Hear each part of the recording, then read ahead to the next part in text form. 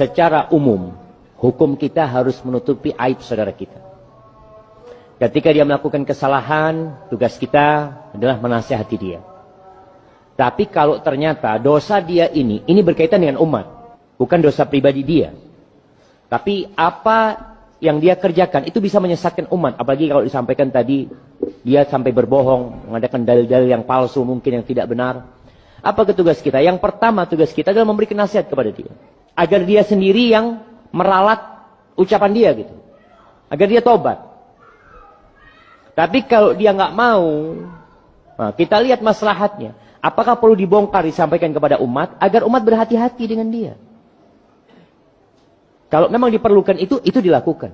Al-Imam An-Nawawi, beliau menyebutkan beberapa ghibah yang diperbolehkan. Salah satunya adalah wa muhadziri, untuk mewanti-wanti orang dari kesalahan orang itu. Ada orang bertanya kepada Imam Ahmad, aku merasa berat untuk berkata si fulan demikian, si fulan demikian. Dia takut menjelaskan kesalahan seorang. Kata Imam Ahmad, idza sakata anta wa sakatu ana, famata ya'riful jahilu sahih minas saqim. Kalau kau diam, saya juga diam, terus bagaimana orang bodoh tahu itu kesalahan? Kalau semuanya diam, terus bagaimana? Kalau semua kesalahan didiamkan, yang beribadah dengan bid'ah, yang beribadah dengan joget-joget tidak ada yang bantah, yang berbicara tentang akidah ngawur tidak ada yang bantah, terus bagaimana masyarakat? Jelaskan dengan adab. Anda dicela masyarakat, biarin aja, itu urusan, tidak ada masalah. Ya. Urusan Anda dengan Allah Subhanahu Wa Taala. Tugas Anda menjelaskan apa? Kebenaran. Yang kesalahan harus diingatkan. Kalau Anda tidak jelaskan, orang-orang tukang pencela tersebut, bagaimana mereka tahu bahwasanya orang ini salah? Dan subhanallah, terkadang kita menjelaskan kesalahan, orang-orang itu celah kita, tidak ada masalah. Yang penting kita tahu itu salah. Kita tahu dosa ghibah atau tidak? Dosa besar atau tidak ghibah? Ghibah dzikra akhaka bima yakrah. Menyebutkan kejelekan tentang saudaramu apa yang dia tidak suka untuk disebut, itu namanya ghibah. Tetapi kata Imam Hasan Al-Basri, tidak ada yang namanya ghibah kepada pelaku bid'ah. Tidak ada yang namanya ghibah kepada pelaku maksiat yang dia menampakkan kemaksiatannya. Itu tidak ghibah.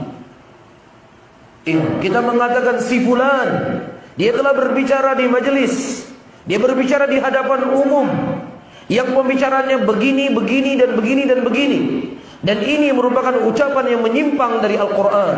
Qala Allah, ini ucapan menyimpang dari sunnah Rasulullah. Demikian Nabi berkata. Dan ucapan yang menyelisih dari apa yang telah datang dari sahabat Nabi SAW.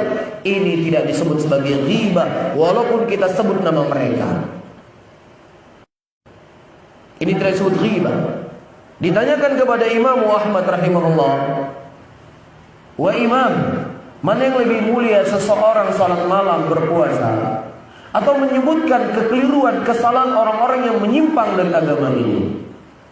Kata Imam Ahmad, kalau seandainya engkau salat dan puasa untuk dirimu sendiri, tetapi menerangkan kebobrokan, kesesatan orang-orang yang menyimpang dalam agama ini, maka manfaatnya untuk dirinya dan juga manfaatnya untuk muslimin.